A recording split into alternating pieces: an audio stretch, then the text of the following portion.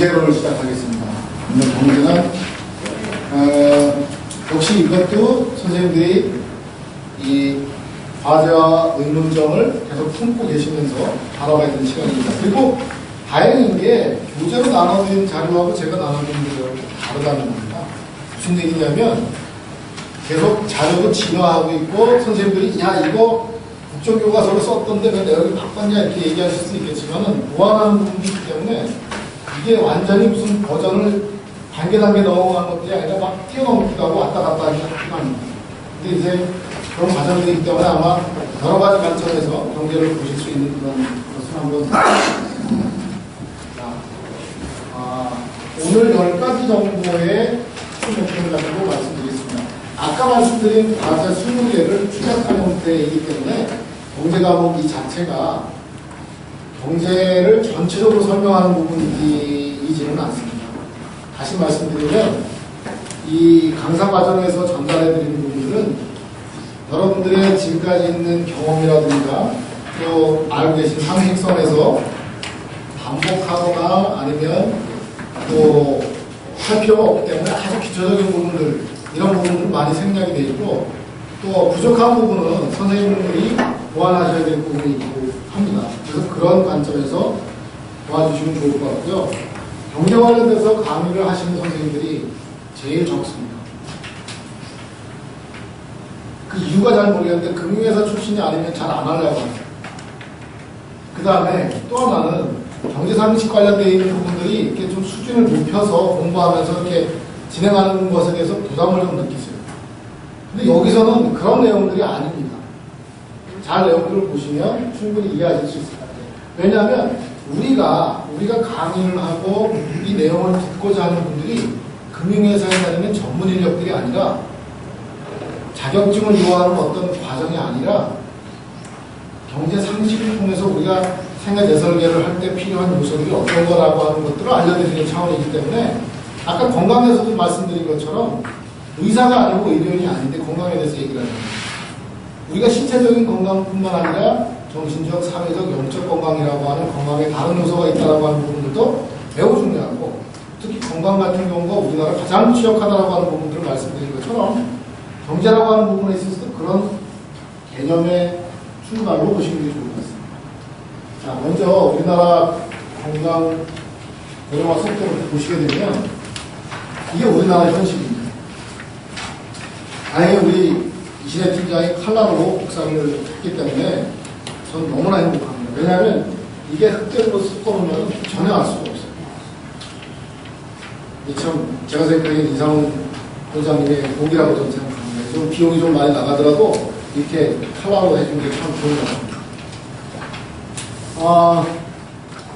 자, 그림의 특징 중에서 여기에 있는 세 나라들을 한번 봅시다. 한국을 빼놓고 나서 이태리, 일본, 독일입니다. 전범 국가입니다. 사실 베이비 세대는 전쟁하고 연관이 안 될 수가 없습니다. 그런데 베이비 세대 중에서 독일, 일본, 그리고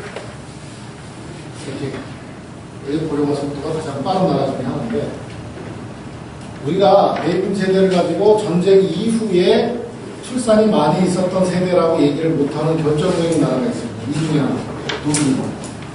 독일은 합계 출산율이 3 이상인 시기가 1955년입니다. 그게 우리가 전쟁 이후에 출산이 많은 세대라고 얘기를 못하는 것 중에 하나입니다. 그럼 독일은 1953년까지 전쟁을 했나요? 아니잖아요. 그죠? 독일도 역시 2차 세계대전이 끝났던 45년의 전쟁이 끝났습니다. 근데 55년부터 합계 출산율 3 이상인 시기가 왔어요. 그러니까 합계 출산율 3 이상인 세대가 베이비붐 세대라고 하는 게 맞습니다. 독일은 그러면 53년까지 우리나라와 똑같이 전쟁을 시작했던 나라가 아닙니다. 자, 그 다음에 여러분들이 프랑스라고 하는 부분들이 잘 아시면서 베이비 세대들이 프랑스 세대가 자유연행이 결혼율이 낮으니 뭐 이런 얘기를 많이 했던 나라 중에 하나인데요. 프랑스는 지금 현재 이후에 고령화 속도가 계속 뻗어나가는 나라가 그렇게 심하지 않습니다. 무슨 얘기냐면 출산율이 올라가서 고령화 속도가 많아지는 대표적인 나라 중에 하나입니다. 대신 우리나라 같은 경우는 엄청나게 심각한 상황입니다.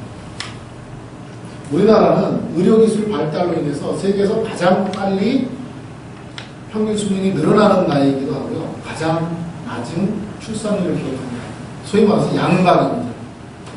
양박이 터지는 상황에서 56세 전체 인구 비중이 커지고 있습니다. 그리고 또 하나 여기서 한번 보실 수 있는 게 미국이라고 하는 나라예요. 미국은 도대체 왜 이런 모양인가?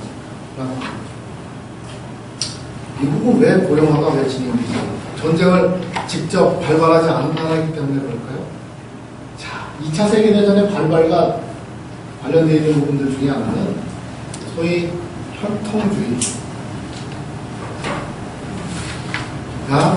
깊었던 나라의 특징을 가지고 있습니다. 그러니까 여러분들 잘 아시지만 게르만 민족이라든가 일본 사람들이 갖고 있는 그런 자기 우월의식이라든가 이런 것들이 발달해서 다른 민족들을 받아들이지 않았습니다. 자, 그럼 반대적으로 미국을 보면 미국은 타 문화권에 있는 대상들을 받아들이고 융합되어 있는 문화를 가지고 있습니다. 그래서 젊은 사람들이 필요하면 이민을 열었습니다. 대표적으로 고령화에 있어서 가장 피해를 적게 받는 나라로 예상하는 것이 캐나다입니다. 인구가 필요할 때마다 뒤에서 살짝 열어주면서 이민을 개방해서 고령화에서 가장 피해가 적은 나라 중에 하나로 꼽고 있습니다. 뒤에 숨어서. 우리가 이 부분을 봤을 때 꼭 인종주의적으로 혈통주의만을 고집했기 때문이라고 얘기할 수는 없는데 어쨌거나 결과적으로 보면 지금 현재 혈통주의에 입각해서 그렇게 했던 나라들이 고집했던 나라들이 고령화가 엄청나게 급격하게 진행되고 있습니다. 나중에 동영상을 보실 기회가 분명히 있을 거라고 생각하는데 OECD에서 나와 있는 2060년까지의 경제 성장을 예상하는 그 동영상이 있어요. 거기를 보게 되면 2060년까지 해마다 전 세계는 3% 성장할 것으로 예상하는데요. 2060년이 되면 이머징 마켓, 그러니까 인도나 중국, 아프리카에 있는 곳에서는 엄청나게 경제가 성장하는데 EU, 유럽연합과 미국, 일본 같은 경제들은 OECD 국가들은 추락하는 것으로 아주 엄청나게 추락하는 것으로 예상하고 있습니다. 왜? 인구 고령화는 지금 있는 사람들이 늙는다는 뜻이 아닙니다. 젊은 사람들이 공급이 안 된다는 뜻입니다. 그래서 앞으로 100대 유망한 기업을 보게 되면 여러분들이 계속 그 나라가 존재하고 있는 가운데 산업도 연관돼서 발달될 수 있다라고 예상하는 것들이 뭐냐면 중국이나 인도네시아나 인도나 말레이시아나 뭐 이렇게 동남아에 있는 직접적으로 전쟁을 겪지 않았어요. 그래서 인구가 급격하게 줄지도 않았어요. 그리고 인구가 급격하게 늘지도 않았습니다. 그런데 경제 성장이 높이 되지 않아서 많이 태어나서도 많이 죽었어요. 그런데 계속적으로 출산율이 높습니다. 그래서 앞으로 그쪽 시장이 늘어날 것으로 예상하는 거고 OECD 국가들, 미국, 일본, 한국 경제는 추락할 것으로 예상할 수밖에 없는 아주 심각하고 또 그 예측이 예상이 크게 벗어나지 않는 그런 상황이라고 보여집니다. 지금 고령화가 어떤 문제를 가져오게 되냐면요. 아까 말씀드린 대로 2017년이 되면 생산 가능 인구가 결정적으로 2017년을 기반으로 해서 꺾어지는 거고 올라갑니다. 일을 하는 사람이 줄어들다 보니까 저축을 하지 않습니다. 그리고 가정자금이 기축입니다. 돈을 못 버니까. 수요 측면에서는 수요 소비대가 고령자 중심으로 이동합니다. 우유가 안 팔리는 이유가 낙농가가 정부가 수백 가격을 시장 경제에 놓지 않은 게 아니라 애들이 주 소비층인 애들이 없기 때문에 그렇습니다. 일본에서 웬디스 햄버거가 문을 닫았고요. 일본에서 철수를 했습니다. 그리고 맥도날드 햄버거가 프랜차이즈를 500개 이상을 문을 닫았습니다. 왜요? 입맛이 바뀌었기 때문에 아닙니다. 주 소비층인 학생들이 없기 때문입니다. 일본은 8년째 인구가 줄고 있습니다. 8년째. 그리고 분배 측면에서 소득 분배가 악화될 수밖에 없습니다. 그리고 노인에 관련된 공적 지출은 확대가 될 수밖에 없습니다. 이거요. 65세 이상에서 돈 있는 사람들 얘기를 많이 해요. 저희 시니어들도. 야, 지하철 공짜로 타는 거 이거 재정보다 많이 되니까 이거 돈 내게 해야 돼. 라고 얘기합니다. 그분들 중에서 한 번도 지하철 탈 때 자기 돈 내는 분 못 봤습니다. 말은 그렇게 하지만 자기 수혜가 줄어들게 되면 데모합니다. 앞으로 표가 계속 많아지기 때문에 자기들한테 요구하는 재정 지출 요구는 계속 커집니다. 젊은 사람들하고 갈등은 커질 수밖에 없습니다. 그것이 지금 현재 우리가 갖고 있는 문제죠. 그리고 지금 현재 국민연금에 대한 비중이 노후적 재무수단으로 가장 중요하게 생각하는 부분들이 저희가 혜택조사를 해볼 때 긍정적으로 높아지고 있습니다. 국민연금 얼마 준지 아세요? 국민 평균은? 선생님은 한 150만 원 가까이 받으시는 걸로 예상되죠. 그죠? 지금 현재 환산해서. 118만 원 받고 계세요. 네. 근데 이렇게 받으시는 분들을, 이거 진짜 말씀해 주셔서 감사드리는데, 이렇게 받으시는 분들이 얘기를 안 하시는데, 평균 얼마 받냐면, 국민 평균이 29만 원. 29만 원이 중요도가 이만큼 올라가 있어요. 무슨 얘기냐. 아까도 말씀드렸지만, 1년마다 6% 감액이 되는데 70% 감액이 돼서 5년 먼저 타는 사람들이 10%가 있어요. 한마디로 말해서 돈이 없어요. 퇴직하고 나서 돈이 없어요. 겉으로는 옆에 집하고 똑같이 차 벌리고 살지만 지금 돈이 없어요. 현찰이 없는 거예요. 그리고 지금 요구사항들이 그겁니다. 본인의 책임이라고 하는 부분이 41%인데 본인하고 국가가 지원해야 된다라고 하는 게 49.8%예요. 이거는 지원하든 말든 그냥 자기 의식대로 적은 부분이에요.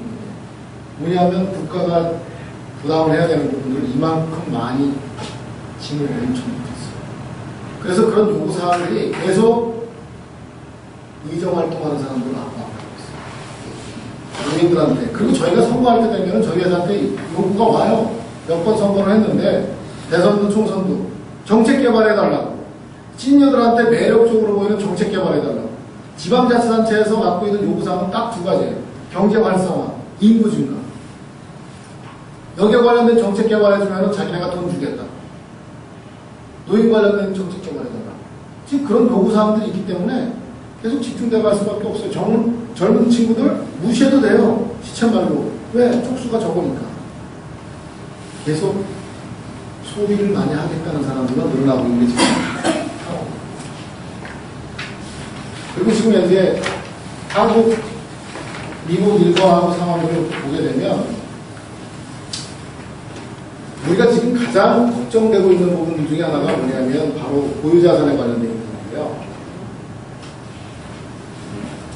주식 보유 비중이 20%, 평균 보유자산, 미국이 30%, 일본이 10%, 뭐 이런 식으로 되어 있습니다. 근데 지금 자산을 보면은요, 우리가 부동산을 가지고 있는 부분의 영역들이 너무 집중적으로 많이 되어 있다는 건데요. 부동산이 나쁘다는 게 아닙니다. 필요한 것을 즉시적으로 현금만 쓰면 유동성이 떨어진다는 겁니다. 부동산 뭐 한 1,000억 정도 있으면 어때요? 돈 많으면 좋죠. 근데 문제는 뭐냐면 유동성이 확보되지 않은 자산들을 너무 많이 비중을 갖고 있다는 겁니다. 지금 현재 광성고등학교 55년생 10명의 노후 준비하는 것들을 이렇게 쭉 보게 되면 생활비로 합당할 만큼의 생활을 하는 사람들 부분이 극히 적다는 겁니다. 어떻게 보면은 저희가 이런 자료가 노출되면은 에이, 저럴 수가 없어, 저렇지 않아, 이렇게 얘기할 수 있는데, 많은 분들은 여기에 나오시지 않고 계시고, 그렇게 자의식도 있지 않고, 경제적으로 여유가 없어서, 지금 뭘 하시느냐, 가만히 계시거나, 당장 뗄거리가 없어서 길거리에 박스를 주시고 다니십니다. 우리나라 복지는 박스와 폐유지, 빈병이 대신하고 있다고 얘기할 정도로 사실은 너무 심지어는 시니어분들이 뭐라고 했냐면 저희 아파트에서는 박스를 분리수거하는 날이 월요일 날 아침인데요. 아줌마 한 분이 박스를 모아놓은 박스를 아파트 점점 밖으로 던지는 거예요. 그래 경비 아저씨가 와서 사모님 그거 왜 그러세요? 그랬더니까 이거 우리가 갖고 온 거예요. 괜찮아요. 그냥 버리는 거예요. 왜 그럴까요? 단장받고 던져놓으면요, 정말 할매들이 가져가요. 근데 아파트 안에 있으면은 그거 팔아서 분양에 회식비로 써요. 돈이 어디로 가야 되냐? 박스만큼만이라도 나눠줘야 되는 거 아니냐고 얘기하는 거죠. 길거리에 전단지 있죠? 받아가시잖아요. 여러분들 받아주세요. 그분들 돈 얼마 안 되는데 그거 다 내고 못하면 돈 못 받아요. 그리고 휴지통에 버리면은 감시하고 있어요. 받아주세요. 주머니에다 넣으세요 그냥. 그리고 집에 가서 버리세요. 지금 그렇게 우리나라 지형식이 금융식이 어렵다. 지금 현재 우리나라가 65세 이상 소득 원천을 가지고 좀 조사를 했는데요. 보시면은 이 파란색이 국민연금, 우리나라 6.6%. 가족 등 지원이 56%인데 지금 다른 나라들 뭐 선진국이니까 우리나라하고 비교할 거 없는 상황인데 지금 현재 이 부분이 지원받는 게 지금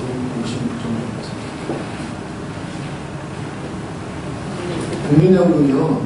국민연금이 규모도 작지만 일전하고 있는 그 내용을 보면 정말 얼마 안 돼요. 미국에서 국민연금 받는 게 사회보장제도 소셜 시큐리티로 받는 게 1123불인 거예요. 1123불이면요, 그분들 미국에서 아무것도 없이 그것만 가지고 생활할 수 있어요. 두 부부면요, 괜찮게 살아요. 근데 우리나라 모양만 연금이라고 하는 형태를 취하고 있지만 생활할 수 없는 상태. 그것만. 기초노령연금 20만원 받고, 국민연금 29만원 받았고 59만원인데, 결혼하지 않은 자녀가 한 달에 얼마나 쓰냐면 90만원을 쓰고 있어요. 두 부부가 평생 연금 받아가고 생활하는 거, 결혼하지 않은 독립하는 자녀가 그걸 다 까먹고 있어요. 별로 심각하게 생각하지 않고 있지만은 지금 우리나라가 지금 다른 나라하고 비교해서 사적연금도 약해요. 보험회사가 제가 생각하기에는 잘못한 것 같아요. 옛날에 생명보험 팔면서 잘못 팔아갖고 보험회사가 진짜를 치다 보니까 아예 자기가 보호해야 될 미래에 대한 준비가 소홀한 거죠. 제가 왜 단적으로 이 말씀을 드리냐면 77년도에 건강보험이 시작이 됐잖아요. 건강보험이 시작이 되고 나서 사람들은 생명보험회사를 엄청나게 키웠어요. 왜? 보험으로 커버가 안 된다는 게 있다는 걸 알게 됐잖아요. 그러니까 암보험 따로 들었잖아요. 그래서 길가에 사거리에 보험회사들이 다 진을 치고 있잖아요. 보험가입을 얼마나 열심히 해줬으면 77년에 건강보험이 생기고 나서 오히려 생명보험사가 컸어요. 그럼 88년에 개인연금이 생기고 나서 국민연금이 생기고 나서 국민연금을 안 된다는 걸 알았으면 나머지 개인연금들을 준비를 했어야 되잖아요. 근데 개인연금이 국민건강보험 생겼을 때 건강보험을 개인별로 가입했던 것보다 엄청나게 못 미치게 가입을 안 하는 거예요. 왜? 생명보험 때문에 너무 지쳤어요. 막 강요로 보험 가입하고 하다 보니까 보험이 많이 진절해지는 거야. 마케팅이 아니고. 개인연금을 진짜 제대로 팔았어야 되는데 건강보험보다 더 많이 팔았어야 되는데 저는 그런 생각이 좀 들어요. 강제로 개인연금을 가입한 나라가 있습니다. 호주라고 하는. 그래서 거기는 아예 강제로 가입을 시켜버렸어요. 개인연금 가입하니까 잘 안 되니까.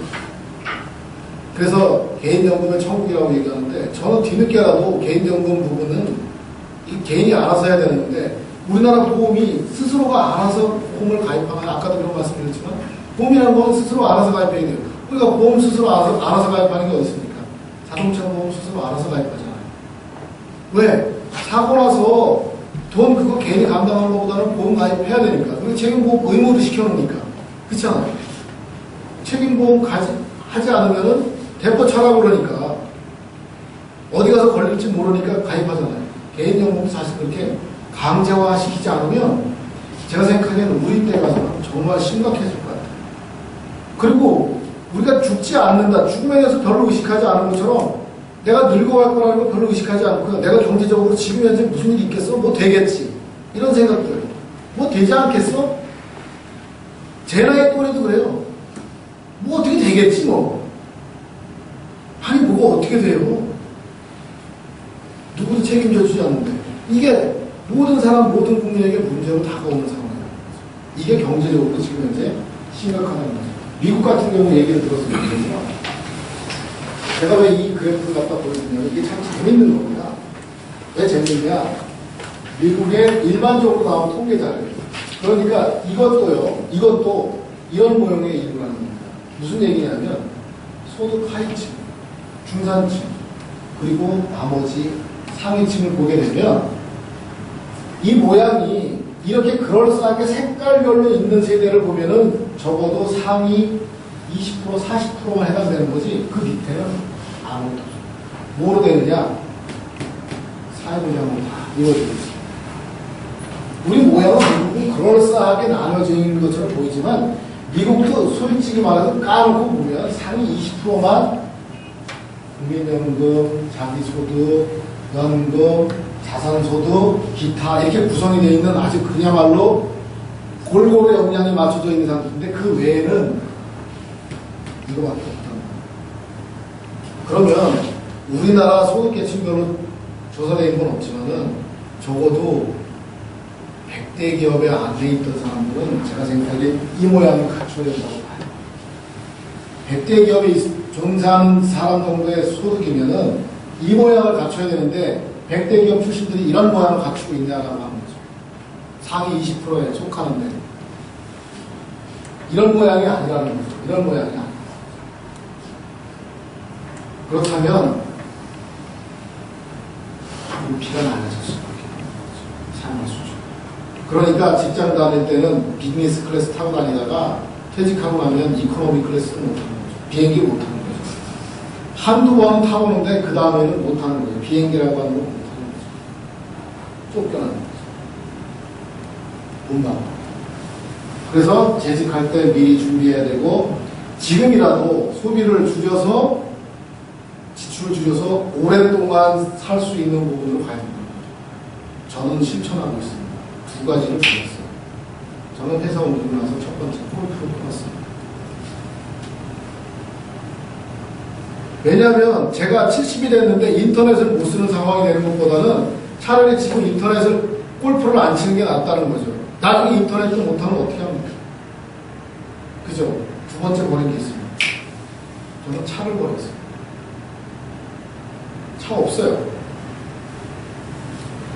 하루 종일 타고 다니는 거 2시간이고 세우는 거 20시간인데 22시간 세워놓고 2시간 타려고 내가 한 달 동안 소비하는 돈이 얼마인데 차요? 좋은 차 타고 다닙니다. 100억짜리 지하철 타고 필요할 때 회사차 타고 다니고 버스 타는 거, 택시 타는 거 익숙해요. 저는 버스 타는 걸 몰랐어요. 지하철 타는 것도 솔직히 몰랐습니다. 여러분들 아마 그러셨을 거예요. 택시 탔죠. 그리고 택시 타는 거 잡는 거 귀찮으니까 모범 탔잖아요. 그런데 제가 일을 하고 계산을 하고 쭉 펼쳐보니까 제가 바꾸고 제가 실천하지 않은 것들을 제가 강의하기 전에 게 아니라 앞으로 제가 신문에도 보고 인터넷이라도 계속할 상황이라면 지금 현재 큰 덩어리 내가 스스로가 구조조정하지 않으면 앞으로 이런 생활을 보장 못한다는 거죠.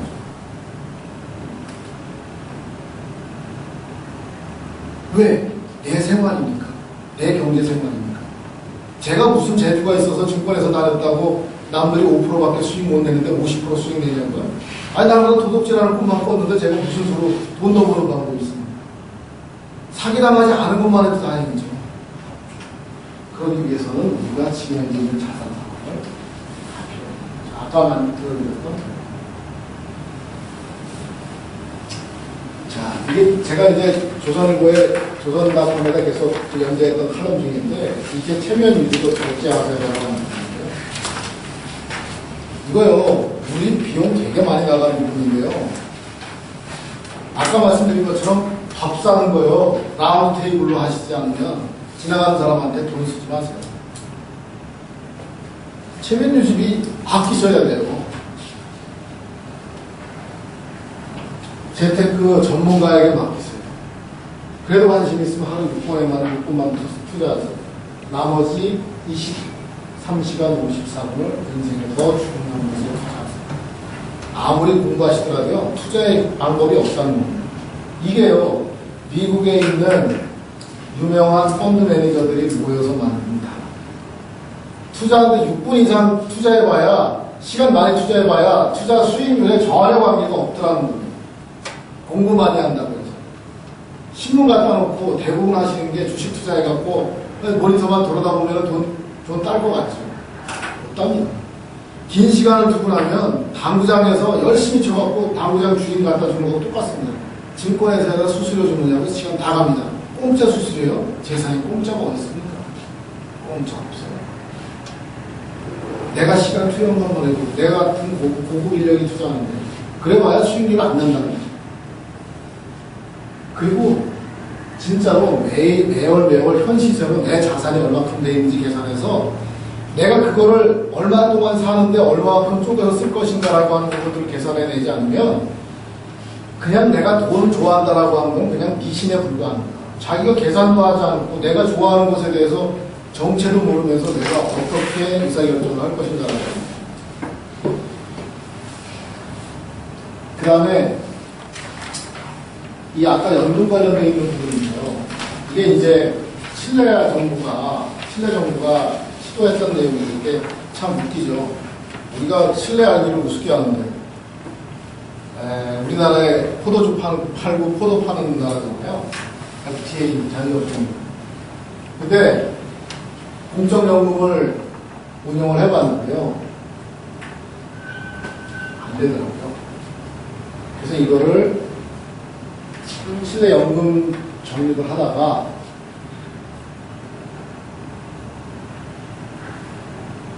민간 펀드로 옮기는 것을 결정했어요. 이게 계속 책임을 지고 가다가 안 되겠다는 거예요. 그래서 월드뱅크에서 94년에 칠레 연금 성공을 작업을 받았고 민영화한 걸 발표했어요. 그래서 우리가 국민연금이 발표가 된 다음부터 우리나라에 94년에 우리나라에 보험회사들이 돈 냄새를 제일 잘 맡은 건 94년에 개인연금이 우리했어요. 바로 이 월드뱅크가 건의하자마자 바로 들어왔어요. 바로 들어왔어요. 그런데 시장이 잘 실패했어요. 시장이 실패했다는 얘기가 뭐냐면 많이 팔아야 됩니다. 많이 팔아서. 저는 보험회사들이 연금을 많이 팔아야 된다고 생각합니다. 그리고 아까 말씀드린 보험료 지수처럼 사업비가 얼마나 들어가는지. 아니, 보험은요, 오랫동안 투자하는 건 대상으로 만들어진 상품이기 때문에 연금을 찾는다고 생각하시면 안 돼요. 그때까지 가야 되는 건데, 아니, 금방 찾아가고 손해봤다고 그거 갖고 남 가입하지 말라면 안 되죠. 연금이라고 하는 건 길게 가는 상품이에요. 손해가 날 수밖에 없어요. 사업비가 들 수밖에 없어요. 그렇지만 어쨌거나 이게 우리나라한테는 큰 작은 요소가 돼서 성공을 했어야 되는데 많이 팔았어야 되는데 이거를 못 팔았다는 거예요. 나라는 더 이상 제가 생각하기엔 국민연금 방법이 없어요. 자, 국민연금 한번 우리가 돌아다 보면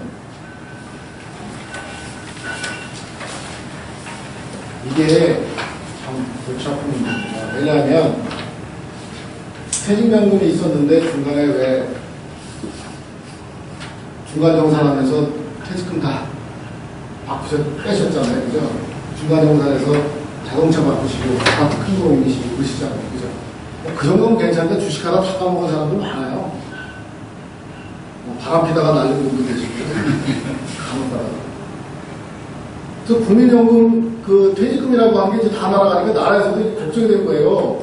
퇴직할 때 쓰라고 하는 거 중간에 빚좀 가리라고 줬더니까 딴 데다 쓴 거예요. 그러니까 확 틀어막아서 퇴직연금이라고 하는 걸 가지고서 이제 뭐 DC형, DB형 만들어서 어떻게든 간에 이제 묶어보려고 이제 얘기를 하는데 국민연금은요, 사실은 지금 이제 생애 평균 소득의 기준에 40% 되는데 맨 처음 만들 때는요, 80% 기준으로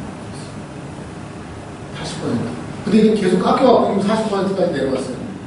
앞으로 이게 개혁이 되고 이게 뭐 소위 말해서 소멸기간을 연장한다면 이게 소득 보장 범위가 계속 줄어들 수도 있어요. 그런데 우리가 건강보험에서 자극을 받은 것처럼 해야 될 일은 뭐냐면 연금이 우리의 모든 노후를 책임져 주지 않기 때문에 나머지 스스로가 대비를 해야 된다라고 하는 경고를 준엄하게 받아들일 필요가 있다. 심각하고. 그게 이제 소위 말해서 인치.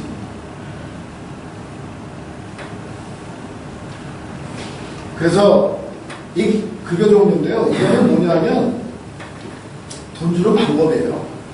그리고 줄 때 이름을 뭐라고 주냐면 나이가 들어서 줬다고 해서 국민연금의 하나로 노령연금인데 국민연금 따로 있고 노령연금 있고 따로 주는 게 아니라 그냥 주는 이름이 노령연금이라고 하는 이름으로 줘요.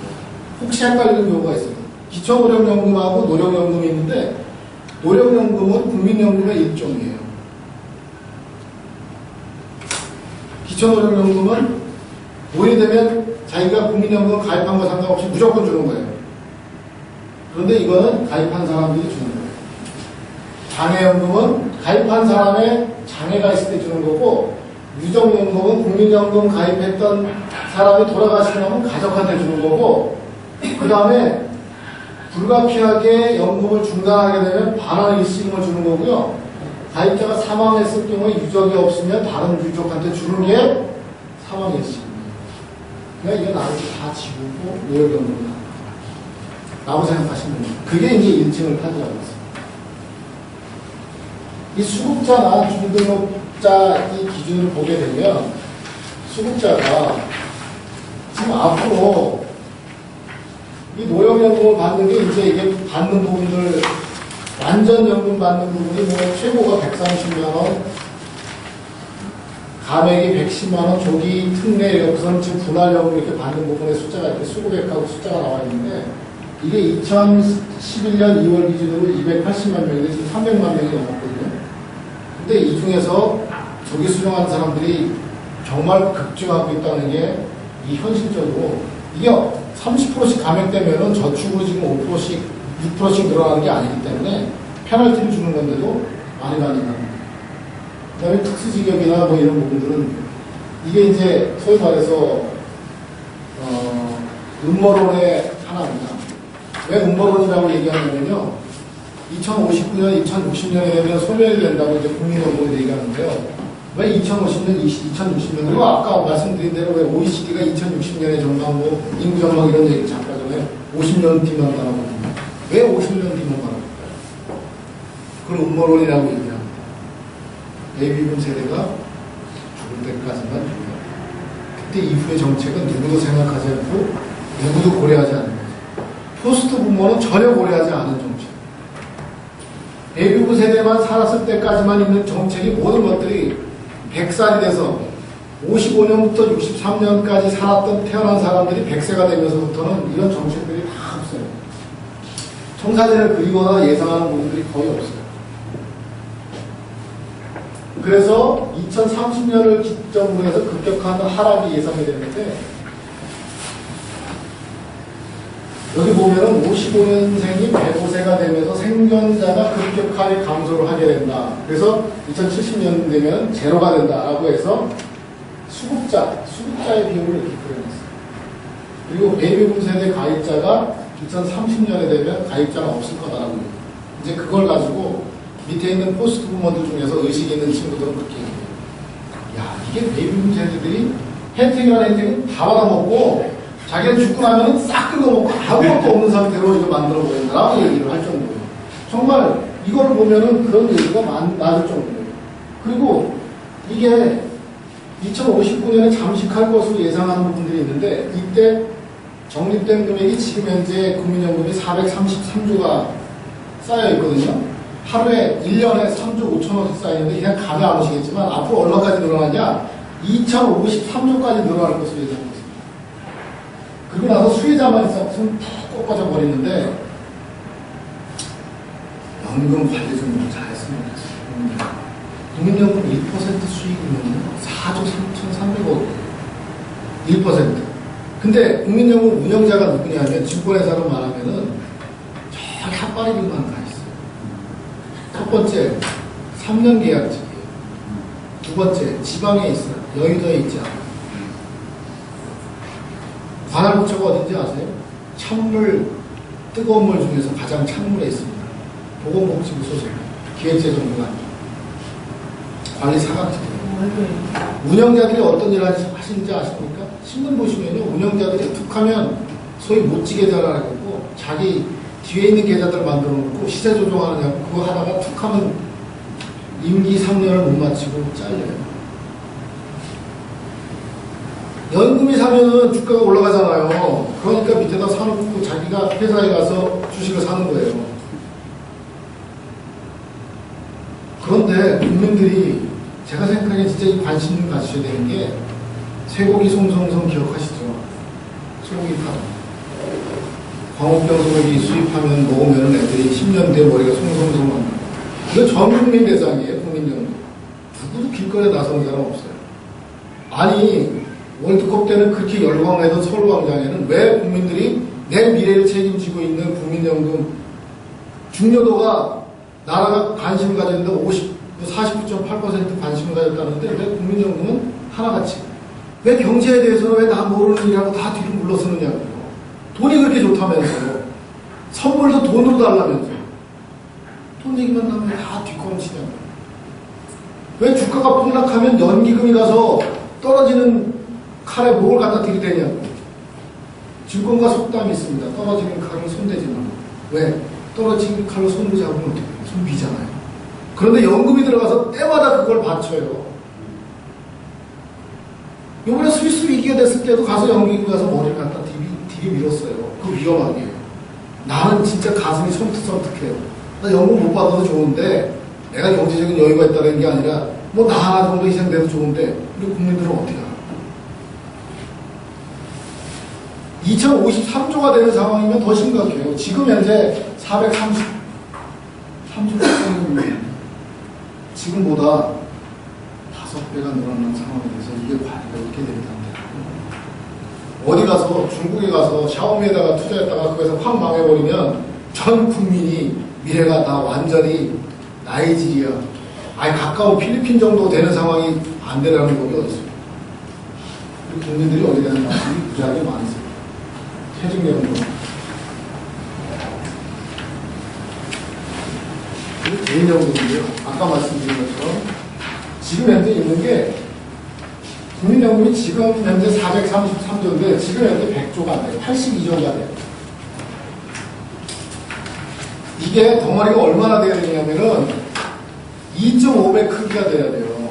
우리가 국민연금이 40%를 기준으로 한다고 만들었잖아요. 그죠? 40년간 소득 평균의 40% 기준이면 40년간 평균 소득의 나머지 60%를 개인연금이 감당을 해야 되는데 그러면 지금 현재 433조면 거기 1.5배가 있어야 되잖아요. 그죠? 그럼 400조라고 계산해도 600조 이상 들어와 있어야 되는데 지금 100조도 안 들어와 있어요. 그러니까 보험회사들이 판매를 할 때 지금 5분의 1밖에 못 팔았다는 얘기예요. 5분의 1 가입을 안 했다는 얘기예요. 준비가 그 규모로 생각하면 그러니까 연금이라고 하는 게 또박또박 나온 월급 같은 내 저축인데 그게 준비가 너무 많이 안 되니까 그게 지금 현재 우리가 닥치는 큰 사회적인 어려움이고 불안감입니다. 주택연금이 있는데 지금 현재 이게 소득보장체계권은 이거는 잘 외우셔야 돼요. 이거는 정말 이 중요하고 가장 확고하게 아셔야 되는 부분입니다. 자, 우리가 5층이라고 얘기합니다. 5층 연금이라고 얘기를 하는데, 뭐 3층, 4층까지 얘기를 해요. 근데, 저는 5층이라고 얘기합니다. 그래서 이 5층이라고 하는 부분을 넣었는데요. 이건 저소득층이니까 일단은 빼고요. 자, 지하에 기초노령연금이 있습니다. 그리고 1층에 국민연금이 있습니다. 공무원연금, 군인연금이 있습니다. 그게 이제 1층에 속하는 거고요. 그 다음에 기업연금이 있습니다. 이게 퇴직연금이에요. 퇴직연금. 그 다음에 개인연금. 그 다음에 4층이 국민연금입니다. 이게 안 되면요. 개인연금 가입 안 했으면 지금 부동산만 갖고 있으면 영목이지론에 가입을 하시는 거예요. 영목이지론 주택연금인데 9억 이하의 부동산이면 가입이 가능하시다. 근데 이것도 올해 개편이 된 금액이 줄었어요. 근데 앞으로 금액이 더 줄 거예요. 왜 주냐? 부동산 가격이 오를 것으로 예상되지 않기 때문에. 재원도 한정이 돼 있어요. 부부 둘 중에 한 사람이 60세가 넘었는데 실버타운도 가능합니다. 농지연금도 있어요. 그리고 사적 이전 소득 같은 경우가 이 4층에 있는데 사실은 결국에는 우리가 이거로 커버 안 되기 때문에 최종적으로는 근로소득을 통해서 내가 있는 상황들을 해야 돼요. 그래서 아까 말씀드린 네버 타임 결코 은퇴하지 않는 집. 앙콜 커리어 중에서 첫 번째 지속적인 수입 이거를 만드죠. 어떤 사람은 돈이 많은데도 내가 돈이 있음에도 불구하고 일을 하겠다라고 하는 의지를 설명하기도 하지만 돈이 없기 때문에 일을 해야 되는 거죠. 일을 하지 않으면 폐지를 주셔야 됩니다. 아예 재산이 없어서 나라가 먹여 살려줍니다. 그래서 여기에 관련되어 있는 사항들은 정말 우리가 단계별로 이 1층, 2층, 3층, 4층 얘기하는 것들이 있는데 이게 내가 얼마를 받게 되는지를 지금 현재 시세로 계산해보고 앞으로도 이게 얼마만큼 유지할 것인가를 생각해 볼 필요가 있습니다. 자, 국민연금, 기초노령연금 20만 원에 또 비밀이 있습니다. 자, 내년에는 기초노령연금이 얼마가 될까요?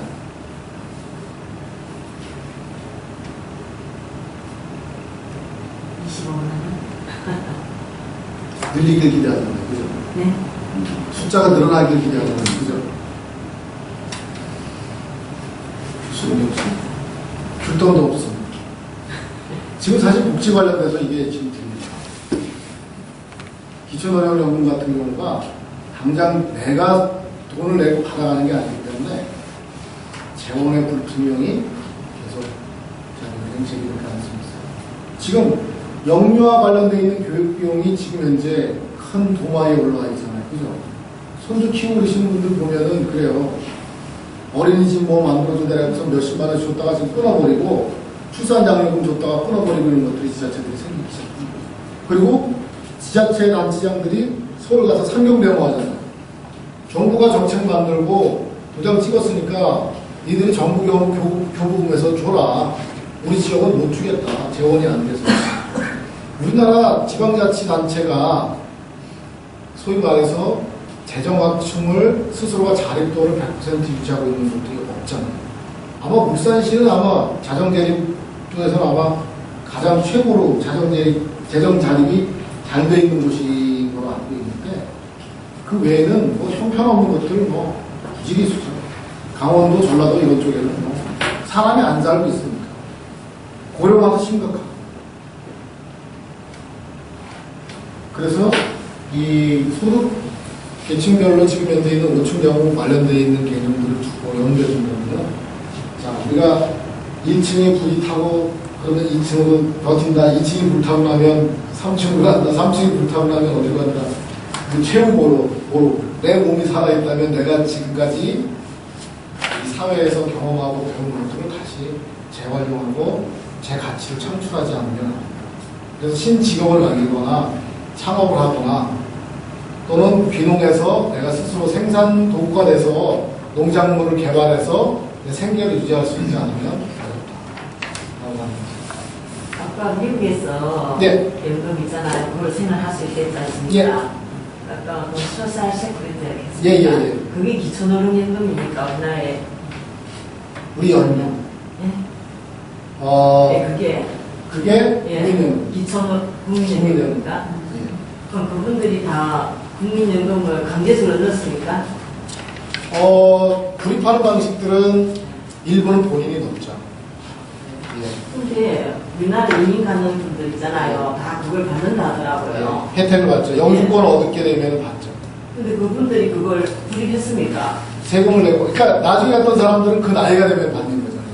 그러니까 먼저 냈던 것들을 지위를 얻으면서 같이 얻는 거예요. 그러니까 거의 보면은 기초노령연금에 가까운 부분인데 그렇다고 해서 불입금이 없었던 건 아니에요. 지금 이제 우리가 기초노령연금 같은 경우가 문제가 되는 게 뭐냐면 그냥 공약사항이었어요. 2011년도 대선에서 대통령 공약사항이었어요. 주겠다. 그러니까 이제 이걸 가지고 고민하는 거예요. 재원도 없는 거예요. 쌓아놓고 준비한 것도 없는데.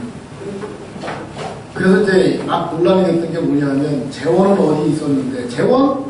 더 받아내면 될 거 아니야. 대통령, 옛날에 있던 대통령 환수하고, 물론 밑에서 다 가능성이 있다고 얘기를 했겠죠. 전직 대통령이 불법했던 재산도 환수하고, 뭐. 근데 또 세금 올린다니까 세금 올리는 게 아니라고 하잖아요. 전 정말 걱정되는 것 중에 하나가, 저거 녹화되기 때문에 좀 반대. 담배 진짜 끊으면 정말 심각해요. 진짜로 담배값 올라가고 보건복지가 예상하는 대로 국민이 건강해지면 곤란해요.